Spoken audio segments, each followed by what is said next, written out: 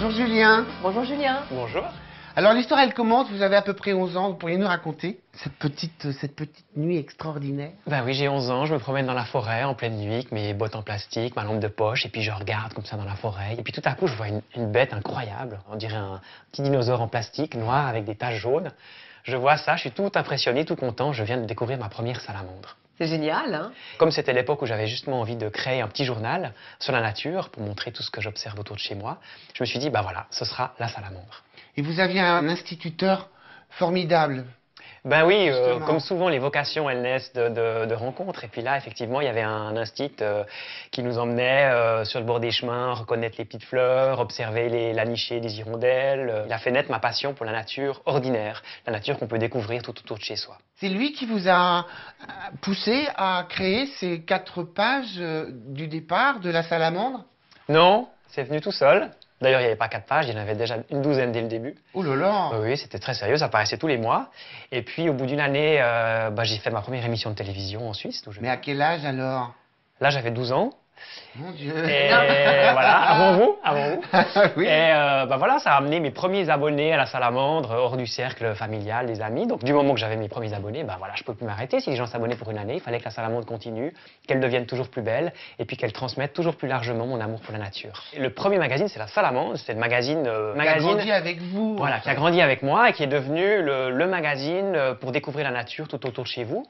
Et puis, bien plus tard, en 98, j'ai créé la Petite Salamandre pour les enfants de 6 à 10 ans à peu près. Et en fait, il faut les nourrir, toutes ces pages d'écriture. Alors, il faut les nourrir en passant beaucoup de temps sur le terrain, dehors, à observer les plantes, les animaux, par tous les temps, à toutes les heures du jour et de la nuit. Et puis, on est une équipe maintenant à concevoir justement la salamandre, la petite salamandre qui paraît 6 fois par an.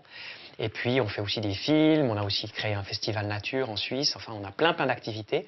Toujours avec la même idée, c'est finalement d'ouvrir les yeux du public sur cette nature voilà, qui vit tout autour de nous et puis qui peut magnifiquement enrichir notre vie. L'idée, c'est justement de ne pas aller chercher la nature là où on n'ira jamais la voir, mais plutôt de s'étonner, d'être dans une espèce de macro-vision de ce qu'on a sous les yeux. C'est ce que j'appelle l'exotisme de proximité. C'est toutes les choses qu'on peut découvrir autour de chez soi. Un petit bout de plante qui pousse contre un mur, un oiseau qui passe dans le ciel.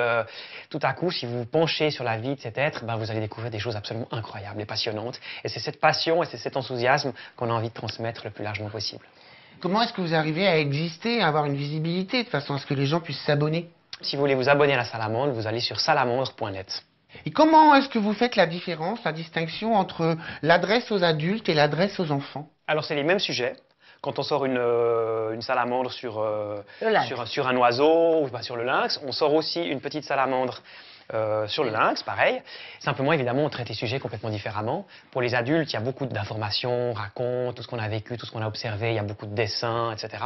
Et pour les enfants, c'est sous forme de BD, de jeux, d'activités. C'est aussi très prisé par les enseignants. Mais c'est les mêmes sujets. La salamandre a 30 ans aujourd'hui. Oui.